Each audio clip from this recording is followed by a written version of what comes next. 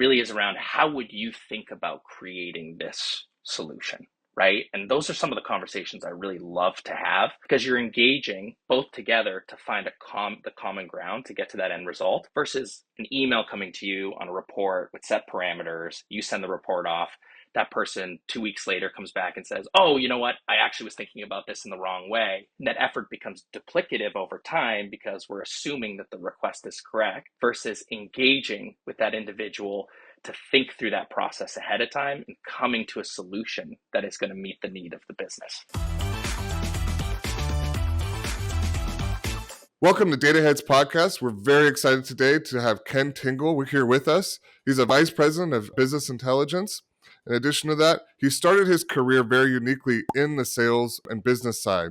And unfortunately, he had poor relationships with some of the business intelligence and data community where they were not actually fielding his requests and his needs properly for him to facilitate operationally improving the processes that he was working on.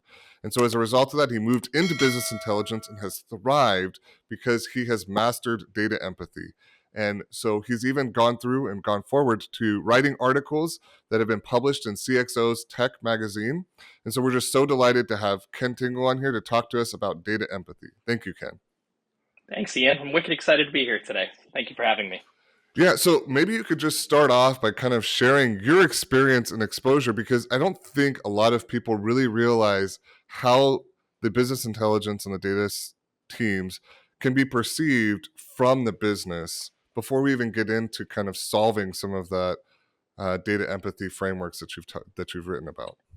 Definitely. So starting on the sales side, I've always loved working with people and understanding kind of their backstory and where they came from, because it was really building a holistic relationship. And as I've moved into the business intelligence world, I've taken that same approach. So the reason I really got into this was as a salesperson on a daily basis, I received a full folder of around 50 reports. The organization I was with had a really decentralized structure where there were many components or many analysts spread across the company, and each one was contributing in a different way to kind of our overall daily reporting suite of needs. And one thing that I just remember feeling is kind of, what does this all mean, right? I was looking at multiple reports on a daily basis. I didn't really understand how it tied into the strategic objectives I was receiving from my leadership at the time. So at that point, I really started to dive in and try to not only understand, but see how I could revise processes to tie things back to the stakeholders that were actually asking for the information that they were receiving and make it more meaningful. Right. So there was obviously some degree of frustration there. What would you say if you were to succinctly summarize like the most painful piece to it? Like, was it impeding to your job? Was it kind of like almost belittling and like making you want to not work with these individuals? Like, what was kind of like the big hang point that you felt like provoked that movement to moving into business intelligence? I really remember feeling lost more than anything. So that emotion was something, it wasn't necessarily foreign to me, but as a salesperson, I think you naturally have some confidence walking into the role that you're in, right? Where you have this confidence in being able to resonate with the business, speak to the core values of the business and the products that you're looking to kind of not necessarily sell, but represent the organization with. And I felt very lost on the back end and understanding how this all kind of rolled up to how the organization actually grew, how the organization kind of took what we were doing on a daily basis, and not only visualize that to kind of the executive team and the leadership teams, but overall, I just remember feeling like that was a huge gap. And I felt like it was something that unless I kind of pushed forward to understand it at a more granular level, it was going to continue to be something that could be a detriment to my career as I look to grow. Got it. So you saw the need to understand it, and at the same time, you're feeling completely lost and nobody's there to help. Correct. Is that exactly right? Is that a pretty good surmise of?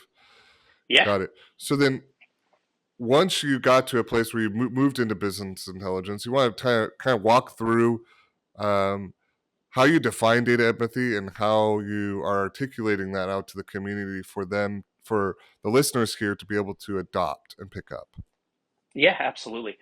So when I think of data empathy, I think about not only taking the information we're producing from a reporting perspective, but tying in the lived experiences of the stakeholders that are actually asking for that information. So an example of this is, if you receive a reporting request from a retail employee, right? Understanding not only the fact that they're asking for a report, but kind of how does this tie into their goals? What are they doing on a daily basis that influences the numbers that I'm representing? And then additionally, how can I actually create a story that ties those components together that's going to resonate with that individual and that individual's kind of manager, and above and beyond that, the executive team when they're looking at information like this. So it's representing the people that are actually influencing the numbers versus just pushing numbers forward for the sake of pushing numbers forward. Got it. So it's properly understanding what they're ultimately trying to accomplish, agnostic of the data, and then how that data respectively supports that. Is that Exactly right. Perfectly said. so? Then walk me through, how do you cultivate data empathy within your teams and within your Mm. organization? It's a really great question. It is not there's no fast solution to cultivating data empathy. So fostering trust takes time, and trust is a key component of the empathy consideration when tying it into our process of reporting. So one thing that I particularly love to do is meeting regularly with key stakeholders, but having my team meet with key stakeholders. So if you're getting a message on a report for a certain number of parameters and you don't quite understand kind of what the end result is influencing, instead of sending an email, set up a meeting, make a phone call, and ask the right questions and engage with them face to face. Versus, I feel like in this environment, in the data environment in particular, we have this tendency to lean on technology. Technology is not always the solution. Oftentimes, a face to face meeting can go so much further because you're getting that opportunity to engage with eye contact, with the emotional kind of components that you're speaking about, with what you're working on. And it goes a very long way. Trust isn't built overnight, trust takes time, and it takes the ability to sit down with the people you're working with and have a mutual conversation about the goal that you're kind of looking to help them achieve, or working towards. Got it. So it's just so you're saying just having regular and routine meetings with a intentional purpose of understanding how they're using their existing reports and then their existing goals and how those are in alignment. Is that Yeah, absolutely. And above and beyond that, it's not just always about how business intelligence can help you. It's about how we can foster a relationship together above and beyond the roles and responsibilities of our jobs, right? Sitting down to have lunch with somebody to talk about what's going on in their life oftentimes goes a long way when they're speaking to you down the road about a request that they have versus always having the context of, oh, how can I help you build a report? Or, what are you looking to do with this type of report? Relationship building goes above and beyond what we can provide for each other. It's a mutual understanding of a relationship, just like we focused on the sales side, right? And we translate that to the business intelligence side. Is relationship is more than just what we can do. It's how we can build a relationship together. so? It's not looking at the current request. It's actually focused more on your end state goal shouldn't be on what do you need for this request, what do you need for this report. It is, how do I make sure that I'm the person that they come to the next time Hmm. that they have a concern. Absolutely. Is that kind of like, should be the end state goal for, kind of like in sales, right? It's like the person who tries to sell the one car sells the one car. The person who tries to be the person who says, the next time you think of purchasing a vehicle, you think of me, right? Exactly. Got it. And so, like, a lot of the conversations I have on a regular basis aren't even necessarily around a result based question. Like, I need a report for X or I need a dashboard for X. It really is around how would you think about creating this solution, right? And those are some of the conversations I really Mm. love to have because you're engaging both together to find the common ground to get to that end result versus an email coming to you on a report with set parameters. You send the report off. That person 2 weeks later comes back and says, oh, you know what? I actually was thinking about this in the wrong way. And that effort becomes duplicative over time because we're assuming that the request is correct versus engaging with that individual to think through that process ahead of time and coming to a solution that is going to meet the need of the business. Right. And so how do you cultivate and how do you manage data empathy within the realm and perspective of data strategy?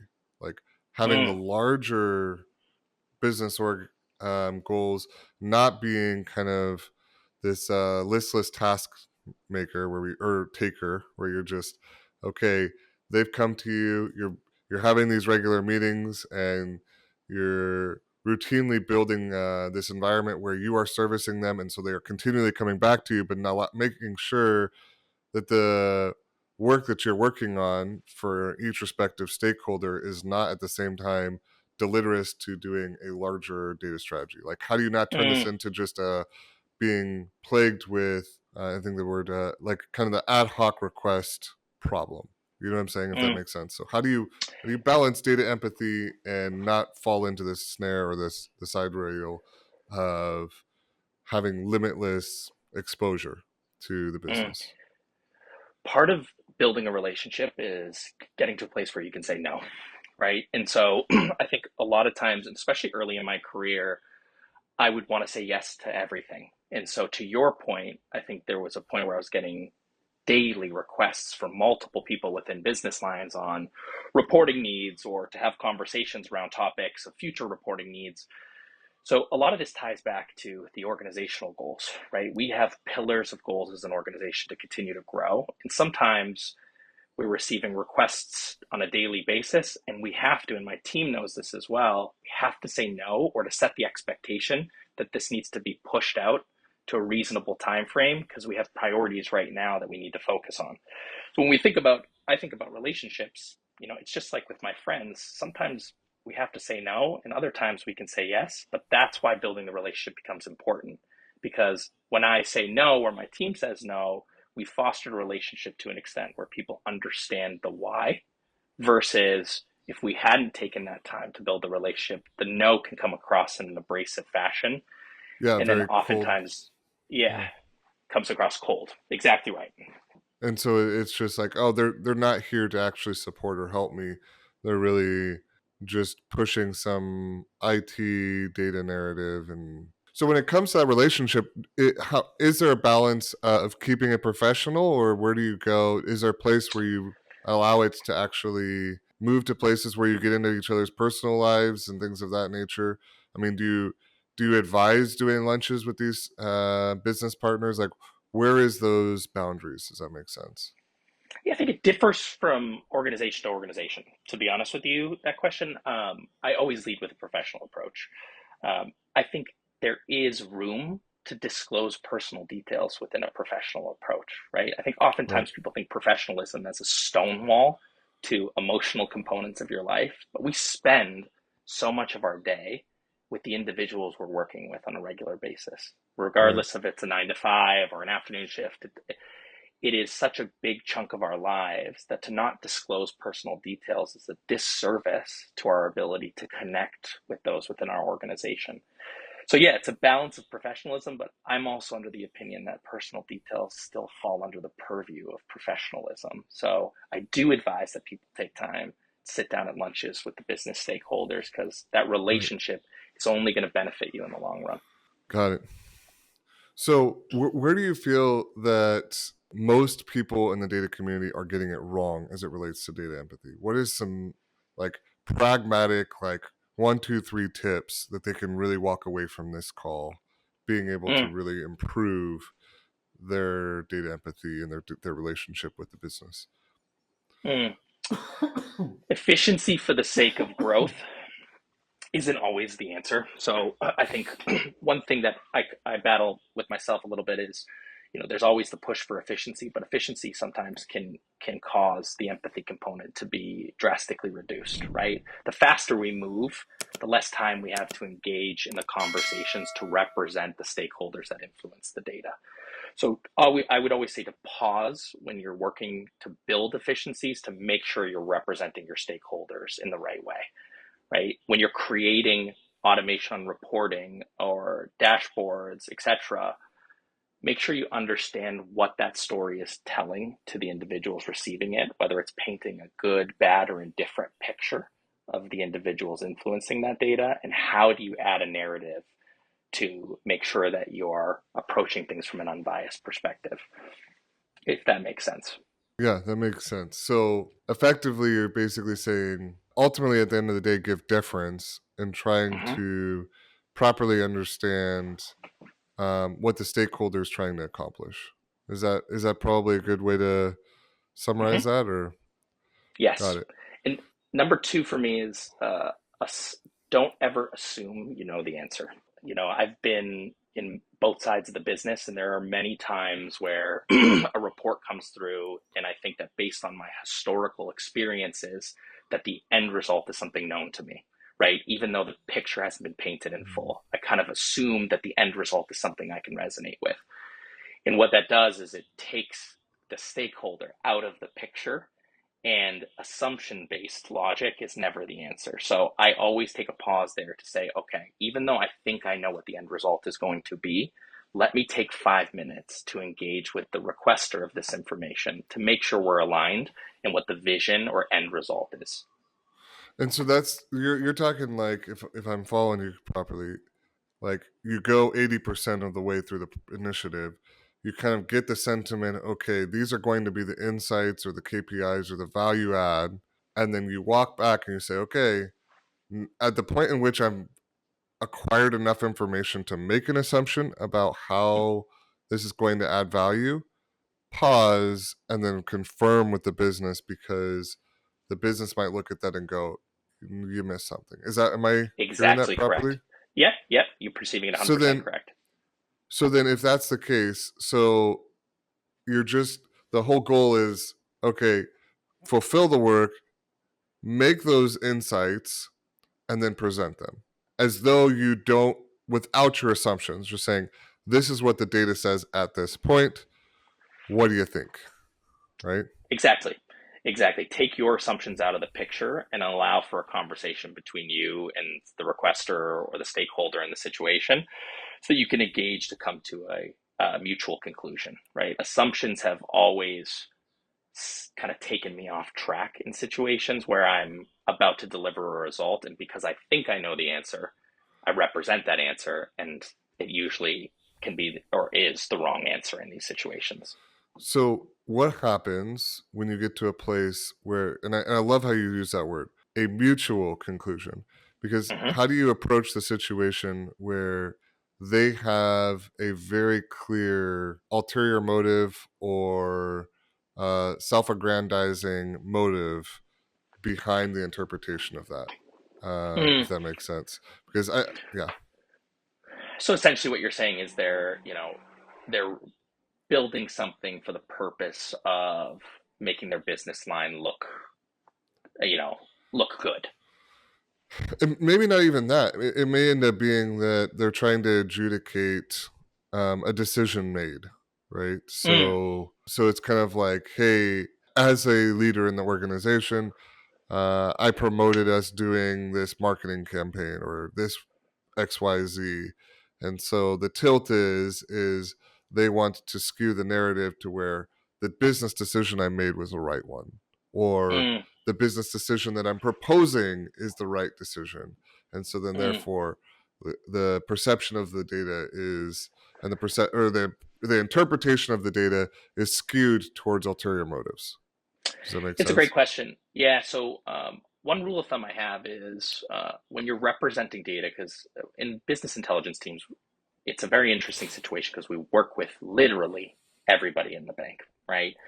And when representing data, if data is representing a business line that is not present when the request is being made, so let's say it was a marketing department requesting information that had data that pertained to retail, commercial, or other groups within an institution. A rule of thumb I have is if the data is in the reporting infrastructure or however we're building this, that those individuals need to be present for the discussion, which can be sometimes be a roadblock to the process. But Mm. I don't ever like to represent data without the stakeholders that influence that data present to the discussion. So that creates kind of a hairy pickle situation. And how does that positive or negatively influence that relationship, right? So if stakeholder A comes in and says, "Hey, Ken, I need you to help me out. These are the business goals we're trying to accomplish. I'm looking for X, Y, and Z." And you go, "Great, you get 80% there." You start to show them, and then you introduce a bunch of other business members into the conversation. Help me out. What does that look like? How does that? Yeah, So it's I a feel like, very good question. yeah, So you describe it as a hairy pickle, right? It is difficult at first, but it has worked in ways I would say I couldn't even have imagined in the beginning. At first, it felt very tedious and difficult, but it comes to a point where everybody understands that to truly represent and speak and tell the story in the right way, the stakeholders have to be present, right? And again, this process can be 6 months of difficulty or a year of difficulty. It really depends on the organization. But as long as you're brokering the relationships appropriately and meeting with the key stakeholders as a one-off, and we mentioned lunches and things of that nature, I find that after a period of time, people come to a mutual understanding that those stakeholders need to be present when discussing the true narrative you're trying to achieve as an organization, right? If you're you mentioned marketing. If you're somebody in marketing and there was a initiative that was contingent on somebody making phone calls, how could you speak to the experiences of that campaign without understanding how those phone calls influence the end result? Right? It's a tough, tangible line to actually measure, but when kind of building the full picture here, we need to have representation across the board. And right. it's difficult at first, but worth it in the end. Yeah. So then what's interesting then is how do you, there's obviously always inner office politics, right? Of course. And so then presuming you would like inform them on the front end, "Hey, I was planning on bringing in stakeholder G in here. Hmm. And I know that you guys kind of had a run in the last XYZ meeting. What are your thoughts or feelings towards me bringing it? Like, how do you approach that?" Yeah, so inter-office political situations are they happen in every company. I would never reference historical political conflict or anything like that, right? I'm approaching this from we are all here to help this company grow and hit its strategic goals, right? And so Right. I'm taking the positive road and narrative when I'm meeting in these situations, right? And you know this about me, right?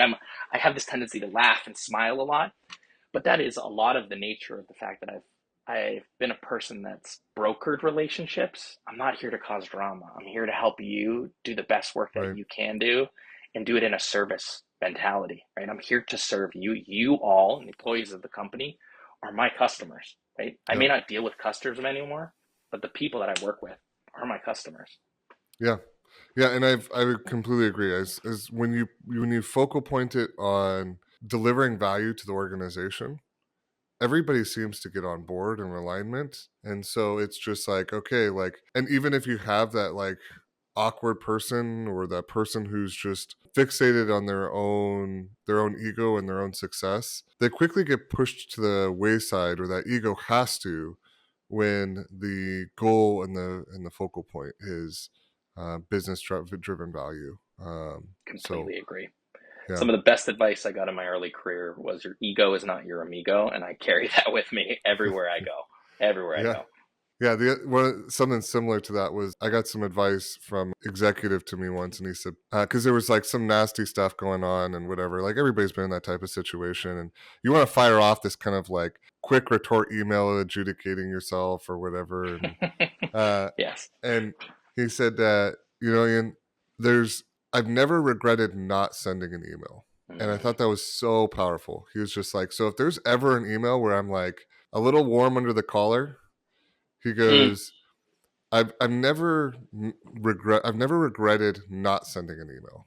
And I thought that was interesting because there's been, I think, in almost everybody's career, one or two emails that could probably even call to mind to this day. Shouldn't have sent that. See, it's really interesting you mentioned this too because it's I think this ties into our discussion around data, right? Where when you send an email, it can be perceived in 50 different ways, mm, right? And it's yeah, the same thing when you look at how you're delivering a report or you're delivering a dashboard, we often assume the perception is in line with our methodology of how we're building something, but there's 50 different narratives going through the end user's mind when they're actually engaging with what we're doing. So it's very similar in nature. Yeah, and I mean, I feel like text-based communication is the lowest form of communication because 80% of communication is body language, right? And so Yes. if you're in a place where you're just articulating things through text messages, which I think is just the greatest way to create the greatest volume of conflict or misunderstandings. This is like one of those things where when you get misunderstandings from text-based content, it usually is like a window into that person's sentiments towards that issue or you. And Mm, so if they're like quickly agitated over nothing and like jump to some logical conclusions, then underneath they already have that feeling towards either the issue or you. So yes, I pretty adverse to textual forms of communication that are not set up to have larger conversations or not kind of like logistical in nature, if that makes sense.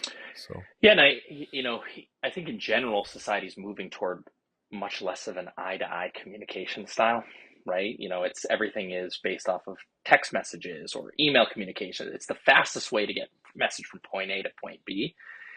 And this again ties back to the data empathy conversation. Empathy as a more broader topic is at a place where it's going to suffer as communication or as technology continues to advance. And this is one of the issues when we think about things like AI and other components as they continue to launch, is the empathy components are largely missing, right? It knows how to mimic empathy, but doesn't right. know how to engage in the way that true human connection Well, naturally is when you're sitting down with somebody. and nothing has been more damaging than working remote.